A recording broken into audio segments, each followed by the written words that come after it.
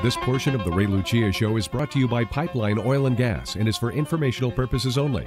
It is not intended to promote or sell securities nor give legal, tax, or investment advice. There are many risks associated with investment in oil and gas, including the loss of principal. Private placements in oil and gas are available only to accredited or qualified investors. Pipeline Oil and Gas is not endorsed by this network, the local stations, or the talk show hosts. And welcome, folks, the Ray Lucia Show. I've got my pinball wizard with me right here. It is not Ron Burgundy. It is Brandon Cox. Nice burgundy blazer there, buddy. Hey, that's a tribute to the legend, Ron Burgundy, the anchorman. I figured what better color to wear in San Diego. But yeah, you know, I've talked about it multiple times, Ray. I think for guys, they got blue suits, gray suits, black suits. You mean us conservative ones? Yeah, and I'm going, man, alive. You got all the colors out there you can pick from. Let's add a little spice here. You look great. Very, very attractive young man. Brandon Cox, you know, I want to talk about oil in just a minute, but I'd like to put that on the back burner for just a second because I'm really impressed by any individual, but you in particular, who have built a multi-million-dollar company before you're 35. And I'd like you to just share what your philosophies have been, best practices, so that people out there that are struggling in their own business or thinking about branching out and leaving their, current business. You know, most businesses do fail. It's a very gutsy and risky thing to do. Can you just talk about how you've been able to succeed in an industry where there's, I have to tell you, a lot of crooks. I mean, really a lot of them. I don't know that you have to tell me that because I think I already know that, and I've been a big proponent of letting people know, be careful. But I would say that it has a lot to do with my humble upbringing in the middle of nowhere, Kansas. You know, I grew up in a little small town, 1,800 people. We didn't even have a stoplight, Ray. I mean, you look at the grocery store was only open 6 days a week. There's only about 130 kids in the entire high school.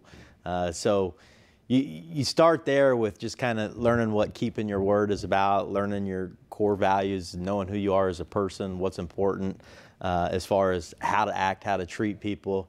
But what really I think makes it on the business side and the connection for me is my sports background. To play Division I football for the University of Kansas and being a Jayhawk, it just blew my mind when I stepped on campus. And anybody that follows college sports knows that the University of Kansas is not a football mecca by any means. We're a basketball school.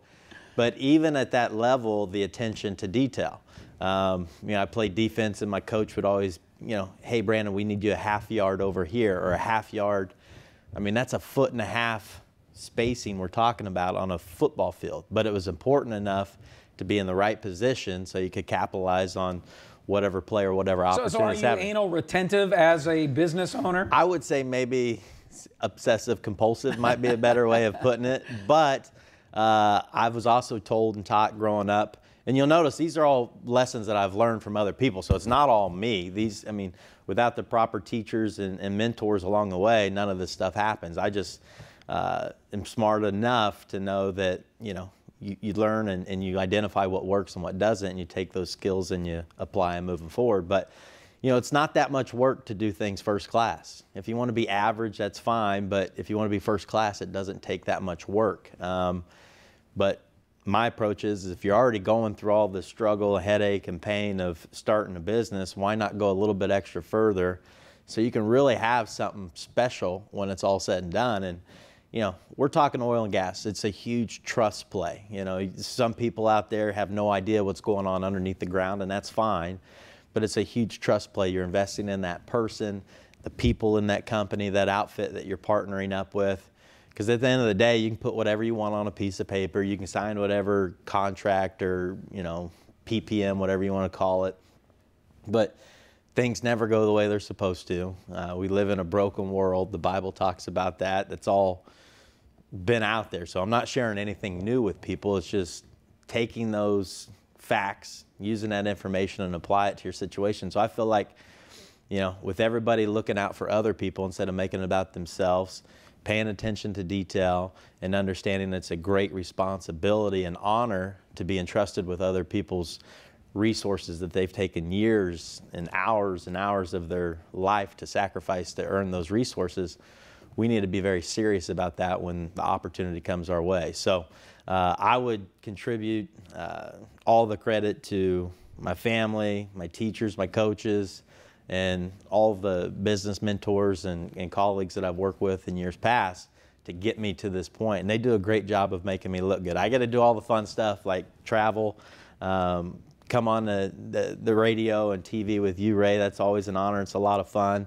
But there's people behind the scenes that give me the opportunity to be able to do this. So I got to give credit to all those people, but more importantly, God, because I'm just on His path. You know, when I pray, it's about, God, what do you want to use my life for?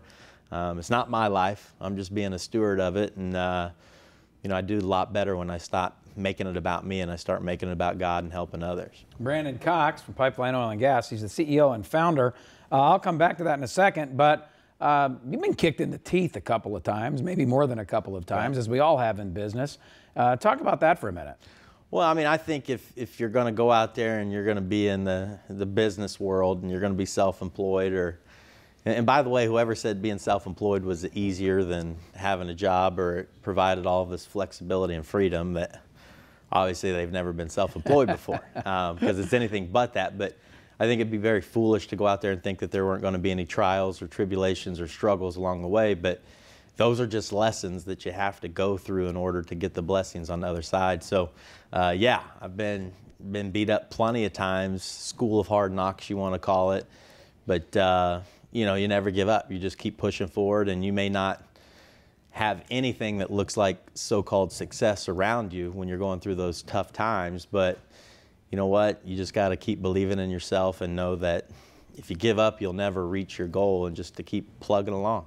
Now, you wrote a book with Steve Forbes, SuccessOnomics. I see you have it right there. SuccessOnomics.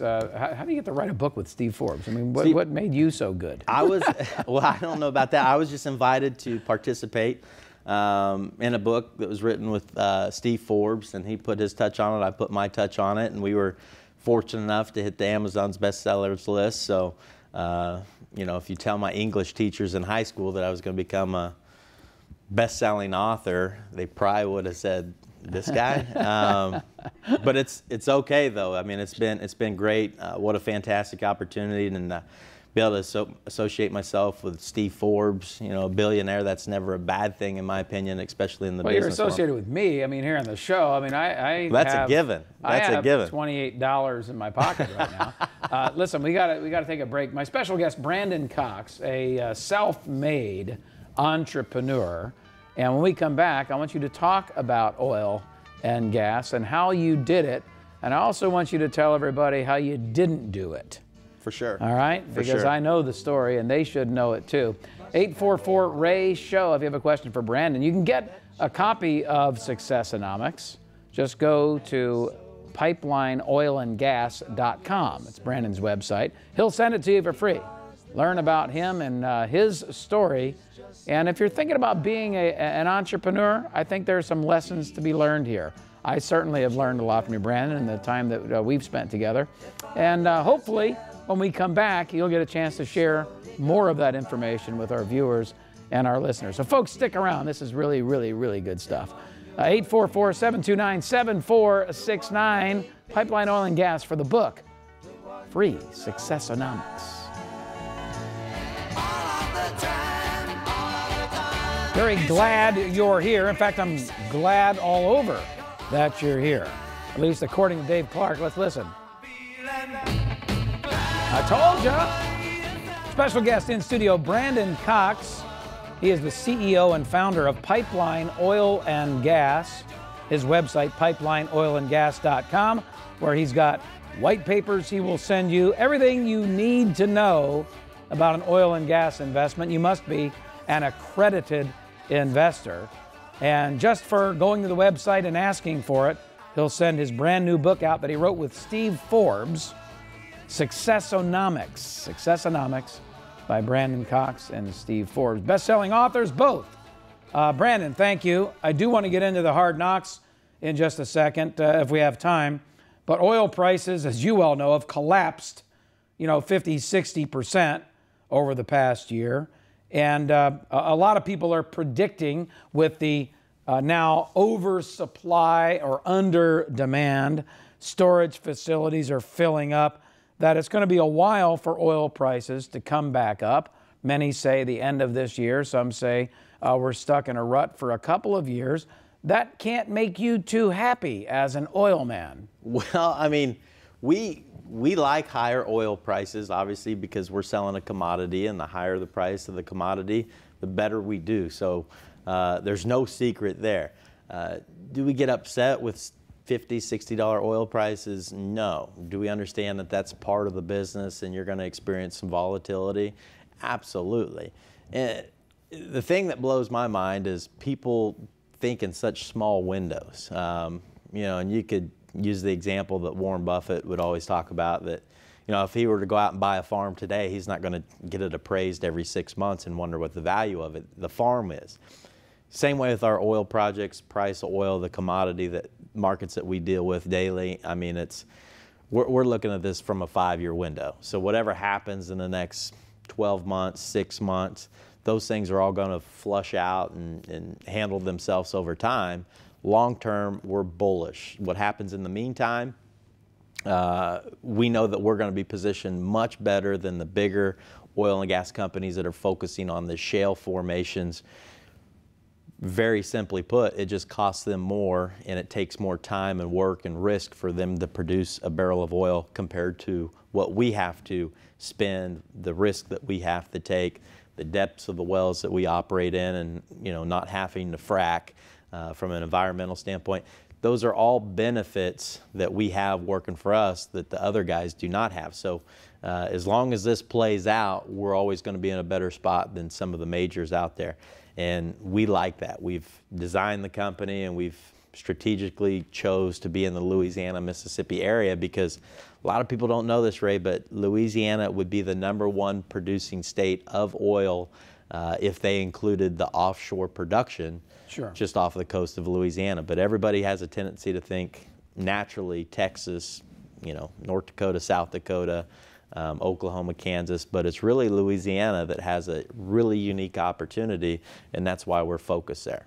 Now, when you go up to the Bakken, and, you know, a lot of those horizontal wells and the fracking that has to be done over and over and over again, is it true that it takes about $65 a barrel just to get the oil out of the ground? Is that a true statement? I would say it's got to be close to that if you're in the, you know, the $45 to $55 range, just because you have to look at the area you're in. Rural areas like South Dakota, I mean, there's nothing out there. You have some pronghorns, some prairie dogs, and rolling prairies. There's this isolation, so everything comes at a premium, whether it's getting materials in, getting labor in there, whatever, everything comes at a premium. So then you have this extra time that goes into that, because, you know, it can get pretty cold and the weather can turn pretty nasty on you in areas like that. So now you have even a smaller window to get the work done. So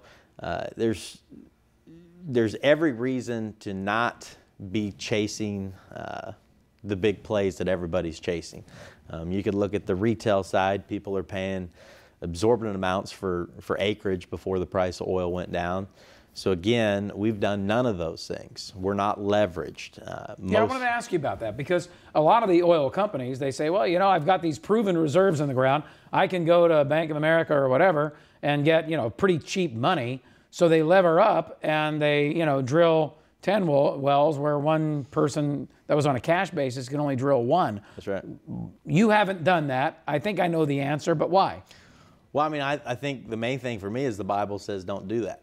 I mean, so if you look at the Bible, I mean, don't go out there and leverage yourself. Don't do those things, because if anything were to happen in a market, what we're going through right now, if that were to happen, well, we'd be in rough shape. And that's why a lot of the companies out there in the oil and gas realm have really been hurt, if not put out of business, because on average, Ray, the average oil and gas company out there was leveraged 5.7 times their annual earnings.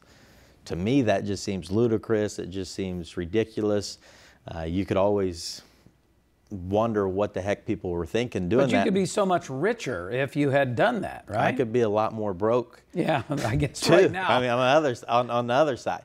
So, you know, I'm not going anywhere. I'm 33 years old. I don't have any desire to be out of the energy sector anytime soon. So, you know, for me to try to hurry up and try to do everything, it's not of interest to me. I think being methodical and, you know, really being strategic about growing the company, because you're always going to have that opportunity or that distraction or the desire to always want to keep growing and get bigger and bigger. But you have to be strategic and smart when you choose to grow your company, because if you choose at the wrong time, it could hurt you. And that's where we're, again, not leveraged and taking advantage of the current opportunities. Well, that being said, across the board, I've been reading that costs are down 20–25%.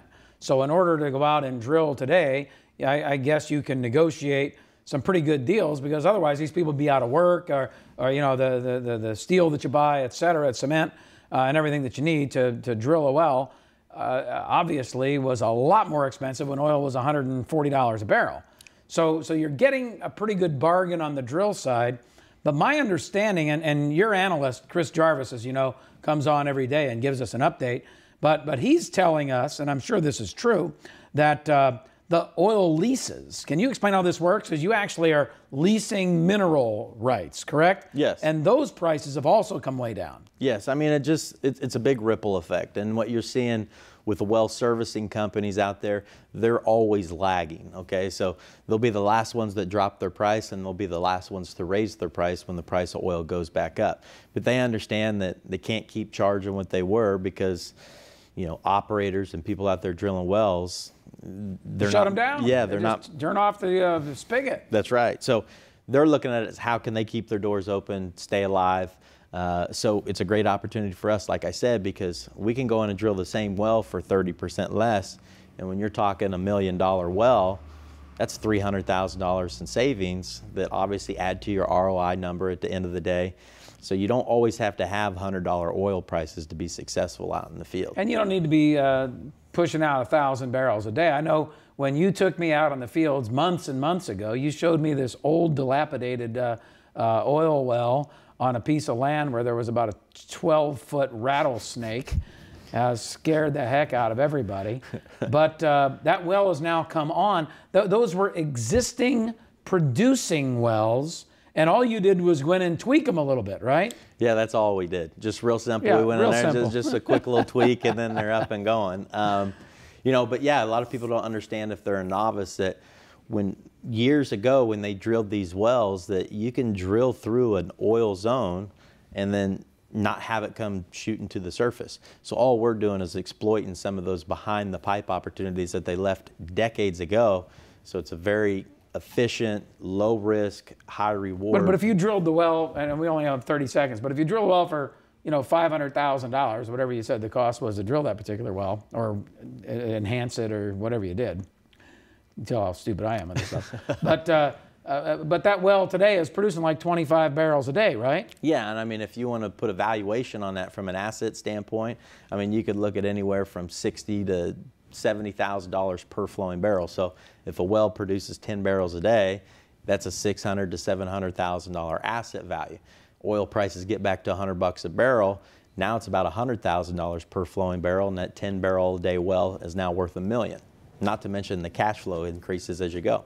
All right, you want to learn about this? Here's what I want you to do. Go to pipelineoilandgas.com. One of Brandon's requirements is that you become educated before you make any kind of an investment. And I highly recommend you do that. Maybe go with him out in the oil fields someday when it ever dries up in Louisiana. It's been very wet down there, and cold, I might add. But I've been down there, and it's a fun trip. You take them to the Honey Break Hotel, or whatever that place is called. Yep. I'll bring my guitar and entertain again. Let's do it. All right. Brandon Cox, pipelineoilandgas.com, where you can get a copy of his book, the one he wrote with Steve Forbes, SuccessOnomics. Brandon, congratulations on your company and your success, and God bless you. I know you're a man of faith, and I'm very impressed with you.